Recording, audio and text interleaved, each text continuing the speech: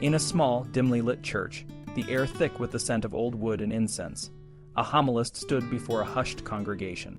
His voice, deep and resonant, carried through the silence, painting a vivid picture of a world teetering on the edge of chaos. "Brothers and sisters," he began, "listen to the tale of Achan, a man who brought ruin upon his people through his greed. In the book of Joshua, Achan stole a forbidden garment, a cloak, from the city of Jericho. This was not just any cloak. It was a symbol of his treachery, a coverlet that should have been a shield of love and charity. Without it, the faithful are exposed to the ravages of the world, loss of property, disease in animals, and the pestilence that afflicts men." The homilist's words were a stark warning, a reminder of the dangers that lurked when faith was abandoned. He spoke of the cloak as more than a piece of fabric. It was a metaphor for the protection that love and charity provided.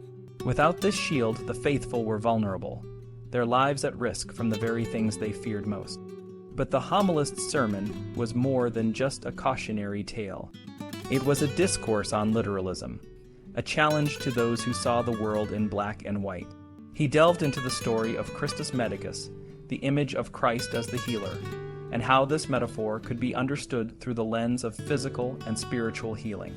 He recounted 3 biblical examples of Christ's acts of material healing: the man with dropsy, the paralyzed man, and the blind man. Each of these stories was not just a tale of physical cure, but a deeper lesson about the moral and spiritual condition of humanity. The man with dropsy, he explained, represented greed. Just as dropsy swells the body with excess fluid, greed swells the soul with an insatiable desire for more. The homilist described the physical ills that greed could bring: chills, hunger, and thirst. He concluded that this was a sorry sickness, a disease that could only be cured by acts of mercy, not by the power of Christ alone. Next, he turned to the paralyzed man, whose condition was compared to sloth. Just as paralyzed limbs cannot move, so too does sloth prevent the soul from moving toward virtue. The homilist quoted a passage from John 5, where the paralyzed man could not be healed because no one would carry him into the water.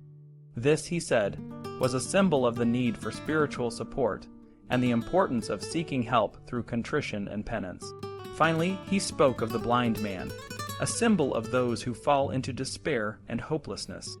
The homilist advised these blind souls to wash in the precious stream that flowed from Christ's wounds, a powerful image of the transformative power of faith and redemption. At the heart of the homilist's message was the crucified Christ, who cured the heritage of Adam's sinfulness. Christ, he explained, acted as both the healer and the patient, using the tools of medicine, diet, pharmacology, and surgery to heal the soul. He took the pulse of the sufferer, diagnosed the illness, and prescribed a spiritual diet of preaching and teaching. In the end, he used his own body, crushed against the wood of the cross, to create the ointment that healed the wound of sin. The homilist's sermon was a call to balance, a reminder that the literal and the metaphorical were not separate but intertwined. He warned against the dangers of rigid literalism, which could threaten the health of both the religious community and individual souls. He urged priests to exercise discretion, to lay aside their books when necessary and show compassion to those in need. In another part of the sermon, the homilist turned to the sacrament, using the metaphor of digestion to describe the mystery of transubstantiation. Just as food and drink are turned into flesh and blood by the body's natural processes, so too could God's power turn bread and wine into his body and blood. This was a reminder of the greater mystery of faith, one that exceeded human understanding. The homilist also spoke of the value of the 7 liberal arts, but in a way that emphasized the importance of faith over mere knowledge. Christ, he said, did not come to teach grammar or logic, but to offer a lesson more necessary to the soul than any earthly wisdom. Even those ignorant of the great philosophers could still enter the kingdom of heaven, for faith and the salvation of souls were more important than book learning. As the homilist's words echoed through the church, the congregation was left to ponder the deep connections between the physical and the spiritual. Medicine, he had shown, was not just a tool for healing the body, but a rich source of imagery and argument that could help the faithful understand the mysteries of the soul. But it also served as a reminder of human weakness, a call to humility and a deeper faith. Aquinas, a famous philosopher and theologian from the Middle Ages, wrote extensively about human emotions, or what he called passion. His ideas, found in his massive work called the Summa Theologica, are some of the most detailed discussions on this topic from that time. Aquinas believed that there are two types of passions, those of the body and those of the soul. Passions of the body include things like feeling hungry, thirsty, or in pain. Passions of the soul are emotions like sadness and love. These soul passions are natural and not inherently good or bad. They involve both the mind and the body. When you feel an emotion, your body reacts in some way. Your heart might race, your pulse might quicken, or you might move your limbs. But these physical changes happen at the same time as the mental changes, not because of them. Aquinas thought that humans and animals share soul passions, but humans also have what he called intellectual affections. These are deeper thoughts and feelings that involve the mind, like pride or envy. These intellectual feelings can mix with the simpler soul passions, making them more complex. Aquinas also divided passions into two main groups, concupiscible and irascible. Concupiscible passions are driven by the pleasure or pain we feel about something. For example, love, hate, desire, and sorrow are all concupiscible. Irascible passions are about the difficulty of getting or avoiding something. Hope, despair, fear, daring, and anger are irascible passions. Irascible passions usually come after concupiscible ones. While the passions themselves aren't good or bad, the actions and thoughts they lead to can be. Aquinas believed that reason should guide our passions to help us act in good ways. But sometimes reason can be overwhelmed by strong emotions, and this can lead to sin. For example, if someone gets very angry and acts without thinking, they might do something harmful. The body also plays a role in how we feel. Our physical state can influence our emotions. For instance, if someone is naturally more emotional, they might be more prone to certain feelings. Over time, these patterns of emotion and reason can shape our character. Think of it like this. A person who is often grumpy might get good at making sarcastic comments, while a helpful person might become skilled at assisting others. For Aquinas, the goal of life is to find happiness, which is what our will, our ability to choose, is always aiming for. Sin happens when we mistake a small, immediate pleasure for true happiness. But there's no conflict between what we naturally want and what God wants for us. God's laws are designed to help us follow our natural desires in a good way. Passions are essential to living a good life. Instead of trying to get rid of them, we should use reason to guide them. For example, the virtue of temperance helps us control our desires, and fortitude helps us face our fears. Aquinas believed that virtues are about using reason to direct our different abilities toward being the best version of ourselves. However, not everyone agreed with Aquinas. William Ockham, another philosopher, thought that passions were only in the sensitive part of our soul and didn't involve reason. He believed that if passions don't involve reason, they can't be good or bad. This meant that people couldn't be blamed or praised for their natural feelings. Ockham's ideas were controversial, and even got him in trouble with the church. Other medieval thinkers, like John Wycliffe and Geoffrey Chaucer, saw passions as impulses that needed to be controlled. Wycliffe said that how we handle our passions determines whether we do good or bad things. Chaucer warned against letting passions take over and blind us.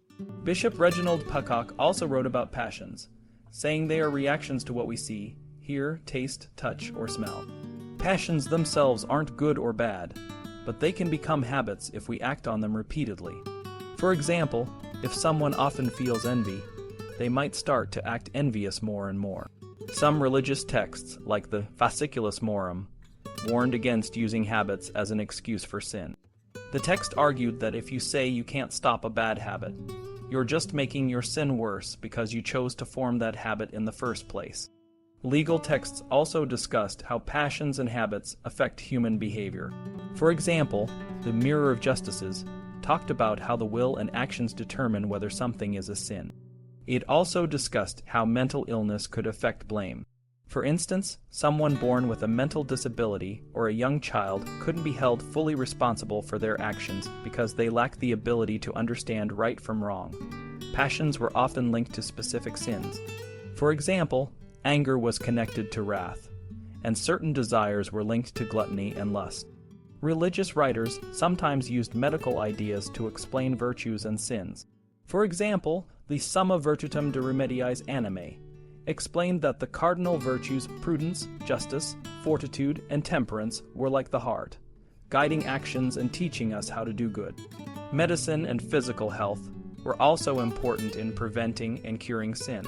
Some texts, like Ecclesiasticus, praised medicine for restoring health and helping people make good choices.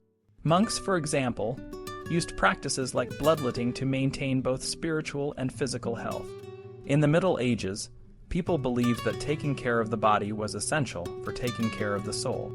By understanding the relationship between the body, the mind, and our emotions, they aimed to live more virtuous and fulfilling lives. In the Middle Ages, people believed that being sick wasn't just a physical thing, but also had a spiritual side. They thought that when someone was ill, it could actually help their soul grow stronger. One book, called The Summa Virtutum de Remediis Animae, talks about this by comparing sickness to a doctor's treatment. Just like a doctor might use a hot iron to heal a deep wound, God uses sickness to heal the soul. The book lists 12 ways that being sick can be good for a person's spiritual life. This idea of sickness being good for the soul goes back to Christ, who is seen as both a healer and a doctor. Christ, they believed, took on human weaknesses, even though he didn't have to show how to heal both physical and spiritual pain. By suffering, Christ taught people how to be patient and how to repent for their sins. This meant that when someone was sick, it wasn't just a bad thing. It could also be a way to become closer to God. However, not everyone agreed that being sick was always a good thing. Some people, like the philosopher William of Ockham, thought that using medicine to control behavior wasn't virtuous. For example, he believed that if someone fasted just to feel better physically, it didn't count as a good deed. Chaucer's parson in the Canterbury Tales also argued that fasting or other physical disciplines weren't valuable if they were done just for physical health. Despite these debates, many texts linked physical illness to sin. One idea was that if someone had a physical deformity, it was because they had a problem with their soul. This came from the Bible, where priests with physical defects were not allowed to perform certain religious duties. However, the Church often gave special permission to priests with physical issues, especially if they could prove the defect wasn't their fault. Leprosy, a serious skin disease, was treated differently. Many texts said that lepers shouldn't be priests, or should only celebrate Mass in private. This was because leprosy was seen as a particularly severe punishment from God. Even though some people thought that being sick was a sign of sin, others argued that it was wrong to treat sick people badly. Chaucer's parson called it a full grisly sin to turn away from a sick person. Instead, many texts said that taking care of the sick was one of the most important acts of kindness a person could do. They even said that visiting the sick was more important than fasting or other physical acts of penance. The relationship between sin and sickness was complicated. While all sickness was seen as a result of original sin, the idea that humans are flawed because of Adam and Eve's disobedience, not every illness was caused by a specific sin. Some writers used a system based on the four humors: blood, phlegm, black bile, and yellow bile, to explain how certain sins might lead to certain illnesses. For example, a person with a choleric, angry temperament might be more prone to wrath, while a sanguine, cheerful person might be more prone to lechery. Priests were advised to consider a person's physical and emotional state when giving penance. They were supposed to look at the person's complexion, which was thought to reveal their internal state. For example, a priest might see that a person was sanguine, cheerful, and possibly prone to lechery, and adjust the penance accordingly. However, this didn't mean that people could use their physical state as an excuse for sin. Many texts warned against making excuses based on one's body or temperament. For instance, someone might say they couldn't control their anger because they were naturally choleric, but this was seen as a dangerous way to justify sin. The role of astrology in explaining behavior was also a topic of discussion. Some people believed that the stars influenced a person's character and actions. While some texts used astrology metaphorically to explain the 7 deadly sins, others believed that the stars could actually affect a person's behavior. However, most religious writers emphasized that free will was more important. Even if the stars influenced a person, they could still choose to do good or bad through their own will and the grace of God. In the end, the relationship between the body and sin was complex. While physical illness could be a way to grow spiritually, it was also important to take responsibility for one's actions and not use physical excuses to justify sin. The goal was to use both physical and spiritual tools to lead a better life and grow closer to God. In the Middle Ages, the world of medicine was deeply intertwined with the world of religion. Doctors and surgeons often saw themselves as healers of both the body and the soul. They used religious language and metaphors to explain diseases and treatments. Making their work more than just a science, it was a form of spiritual care. One of the most common metaphors used in medieval medicine was the idea of Christ as a doctor, or Christus medicus. This metaphor was not just a way to make medicine sound more noble. It was a practical tool that helped patients understand and accept their treatments. For example, John Ardern, a famous English surgeon from the 14th century, often compared his role as a surgeon to that of Christ. He would tell his patients, "Just as Christ came to heal the sick, so I, as your doctor, am here to help you." This comparison made the patients feel more comfortable and more likely to follow the surgeon's advice. Ardern and other surgeons also adopted the role of confessor, which was a significant part of medieval religious practice. In confession, a person would admit their sins to a priest, who would then offer guidance and penance. Surgeons used a similar approach with their patients. They would explain that just as a person must be honest and obedient to a priest to receive forgiveness, a patient must be obedient to the surgeon to get better. For example, Ardern would tell his patients, "If you want to get well, you must follow my instructions carefully and be patient with the treatment." The concept of obedience was crucial in medieval medicine. Surgeons believed that a patient's willingness to follow their advice was just as important as the treatment itself. This idea was rooted in the belief that the body and the soul were connected, and that a person's attitude and behavior could affect their health. Ardern would often say, "A good patient is one who is obedient and diligent. If you are committed to your treatment, I am confident that you will recover." The relationship between the surgeon and the patient was seen as a partnership, much like the relationship between a confessor and a penitent. The surgeon had to earn the trust of the patient, and the patient had to trust the surgeon's expertise. This trust was essential for the patient to be open about their symptoms and to follow the treatment plan. Ardern would often remind his patients, "Just as a priest must be trusted to guide a person's soul, I must be trusted to guide your body back to health." Surgeons also paid a lot of attention to their own behavior and appearance. They believed that their conduct could influence the patient's recovery. For example, they were advised to be sober, to speak wisely, and to avoid behaviors that could damage their reputation. Ardern wrote, "A surgeon should always be sober, for drunkenness destroys all virtue. He should also avoid too much talk, especially in the presence of important people, and answer questions wisely." This emphasis on good behavior was not just about maintaining a professional image. It was about creating an environment where the patient could feel safe and confident in the surgeon's abilities. The language of sin and virtue was also common in medical texts. Surgeons would describe certain parts of the body or certain conditions as good or evil, drawing on religious terminology. For example, they might say that a particular herb was blessed and could help heal a wicked disease. This language helped to reinforce the idea that the body and the soul were connected, and that treating the body was also a way of treating the soul. In the end, the use of religious language and metaphors in medieval medicine was not just a way to make the practice seem more noble. It was a practical tool that helped surgeons connect with their patients, build trust, and improve outcomes. By seeing themselves as both healers of the body and the soul, medieval surgeons were able to provide a form of care that was both physical and spiritual. In the world of medieval medicine, the line between physical and spiritual healing was often blurred. Surgeons like Ardern and Lanfranc, who lived during the Middle Ages, saw their work as a form of spiritual guidance, much like the role of a priest. They believed that just as a person might cleanse their soul through penance, so too could they heal their body through medical treatments. The word penance was used by Lanfranc to describe both spiritual and physical pain, suggesting that the two were deeply intertwined. Achan, a surgeon known for his expertise in treating various ailments, often used metaphors to help his patients understand the connection between their physical and spiritual well-being. He would advise his fellow surgeons to speak to patients in a way that built their confidence and courage. For example, he suggested that a surgeon should tell a patient, "If you trust me and follow my instructions, you will get better. I will do everything I can to help you, but you must be strong in your heart and willing to endure the treatment."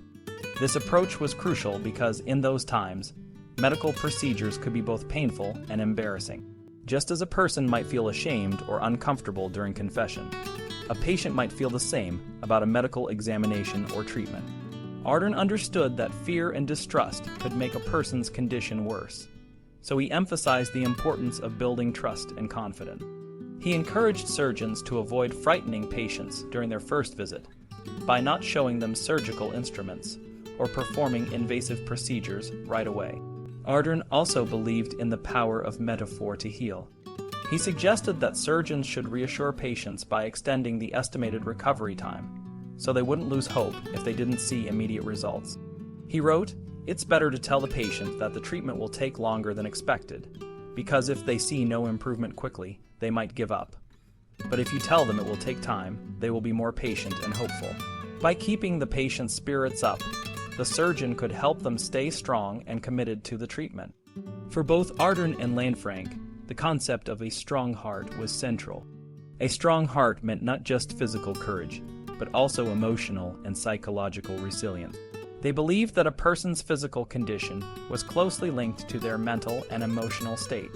For example, Achan wrote, "A strong treatment is needed for a strong illness, especially in strong people. But for those with a weak heart, everything seems difficult." He understood that a person's heart, both metaphorically and physically, could affect their ability to recover. Achan and Lanfranc also emphasized the importance of assessing each patient individually. Just as a priest would consider a penitent's spiritual strength before assigning penance, a surgeon needed to consider a patient's physical and emotional fortitude before deciding on a treatment. They believed that a one-size-fits-all approach was ineffective, and that each person's unique condition should be taken into account. In the end, the work of Achan and Lanfranc shows us that healing is not just about treating the body, but also about nurturing the spirit. They understood that the words and actions of the healer could have a profound impact on the patient's recovery. By combining medical expertise with empathy and metaphor, they help their patients find the strength and courage to face their illnesses and emerge healthier, both in body and soul. Their approach reminds us that sometimes the most powerful medicine is the one that touches the heart.